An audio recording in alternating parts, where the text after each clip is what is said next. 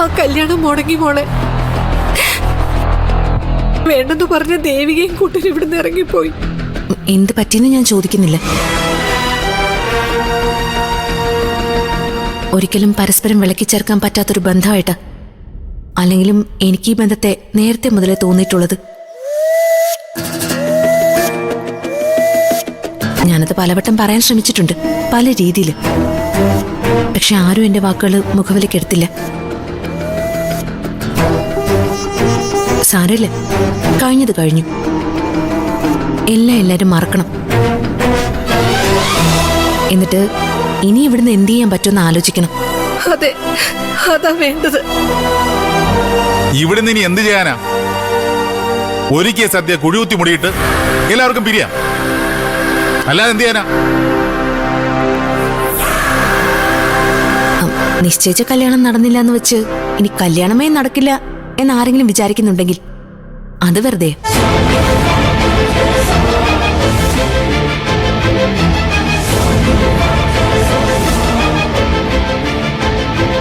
ഈ മുഹൂർത്തത്തിൽ തന്നെ കല്യാണം നടക്കും. വരൻ സിദ്ധാർത്ഥൻ, വധു ഈ ഞാൻ.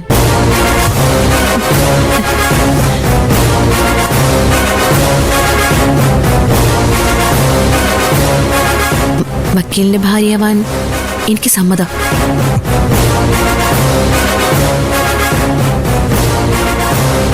ഈ കുടുംബത്തിന്റെ അഭിമാനം കപ്പൽ കയറാൻ ഞാൻ ഒരിക്കലും സമ്മതിക്കില്ല.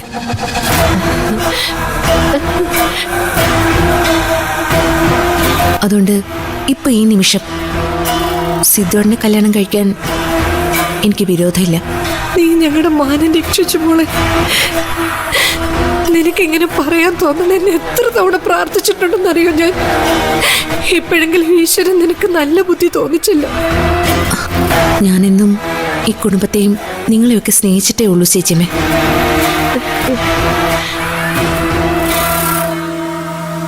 നിങ്ങളാ എന്റെ സ്നേഹം തിരിച്ചറിയാതെ പോയത്. കണ്ടോടാ, കണ്ടോ? ഇതാടാ തറവാടിത്തോന്ന് പറയുന്നത്. അല്ലാതെ ആരെങ്കിലും എന്തെങ്കിലും പറയുന്ന കേട്ട് ഇറങ്ങി പോന്നല്ലടാ. അച്ഛാ, ഇനി ഒന്നും നോക്കാനില്ല.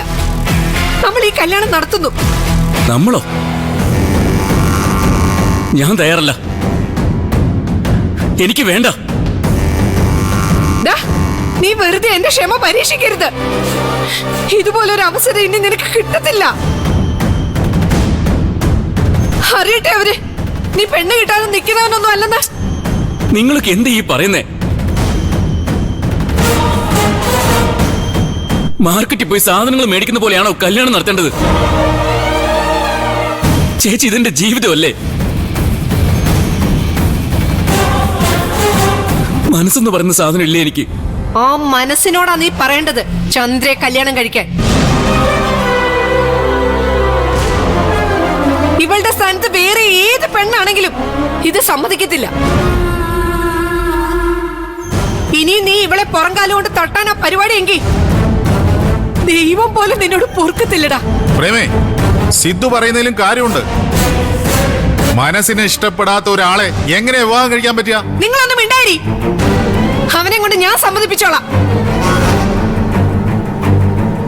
വേണ്ട ചേച്ചിയമ്മേ, എനിക്ക് വേണ്ടി ആരും ആരുടെയും കാല് പിടിക്കണ്ട. ഇഷ്ടപ്പെട്ടു പോയതുകൊണ്ട് ഈ സമയത്തും ഞാൻ ഈ കല്യാണത്തിന് സമ്മതിച്ചത്.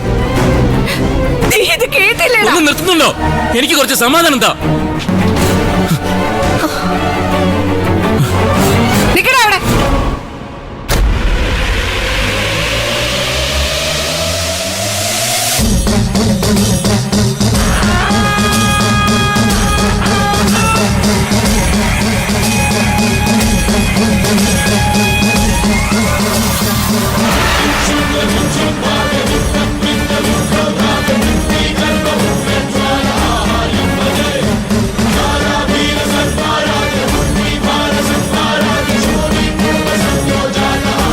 ഒന്നെങ്കിൽ നീ ഇവളെ താലി കെട്ടും, അല്ലെങ്കിൽ ഈ മോനെ കുത്തിയിറക്കി ഞാൻ മരിക്കും.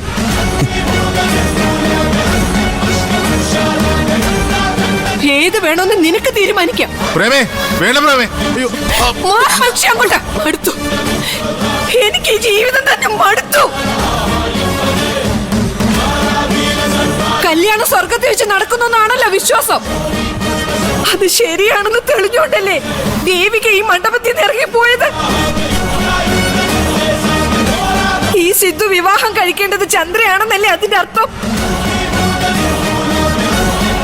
എന്നിട്ട് നീ അതിന് തയ്യാറാവുന്നില്ലെങ്കിൽ ഞാൻ പിന്നെ എന്തിനാടാ ജീവിച്ചിരിക്കുന്നത്? ആർക്ക് വേണ്ടിയാ? ഞാൻ മരിക്കാൻ പോവാ. കളിയാ കുഞ്ഞളിയാ, നീ ആ കല്യാണത്തിനൊന്ന് സമ്മതിക്ക്. നിന്റെ തീരുമാനം അങ്ങനെയാണെങ്കിൽ എനിക്കിനി നാടും കിട്ടി ജീവിക്കണ്ടടാ.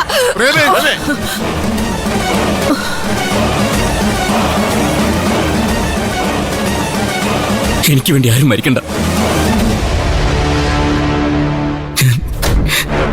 ഞാൻ വിവാഹം കഴിക്കാൻ തയ്യാറാ.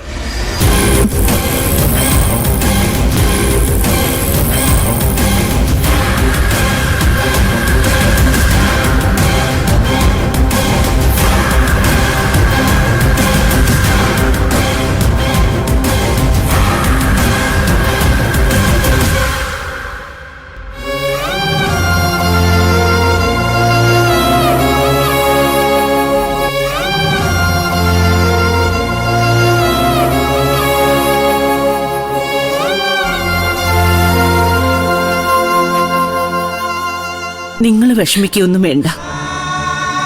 സത്യം എന്താണെന്ന് ദൈവത്തിനറിയാലോ മോളെ. എന്നാലും എന്തുകൊണ്ട് ഇതുവരെ പറഞ്ഞില്ല എന്ന ചോദ്യത്തിന് കൃത്യമായ മറുപടി പറയാൻ പറ്റിയില്ലല്ലോ ഞങ്ങൾക്ക്. അത് തെറ്റ് തന്നെയാ. ഒരിക്കലും ഞങ്ങൾ അങ്ങനെ ചെയ്യാൻ പാടില്ലായിരുന്നു. ആരെയും വേദനിപ്പിക്കേണ്ടെന്ന് മാത്രമല്ല നിങ്ങൾ ചിന്തിച്ചോളൂ. അതുകൊണ്ട് നിങ്ങൾ തെറ്റുകാരാണെന്ന് ആരും പറയില്ല. ഞാൻ വേണമെങ്കിൽ പോയി സംസാരിക്കാം ദേവികയോട്. തെറ്റിദ്ധാരണകൾ നീങ്ങുന്നെങ്കിൽ നീങ്ങട്ടെ. ഇനി അതുകൊണ്ടൊരു പ്രയോജനം ഉണ്ടെന്ന് തോന്നുന്നില്ല വിശാൽ. ദേവികയുടെ തെറ്റിദ്ധാരണകൾ ഇനി മാറിയിട്ടും കാര്യമൊന്നുമില്ല. സംഭവിക്കാനുള്ളത് സംഭവിച്ചു കഴിഞ്ഞില്ലേ.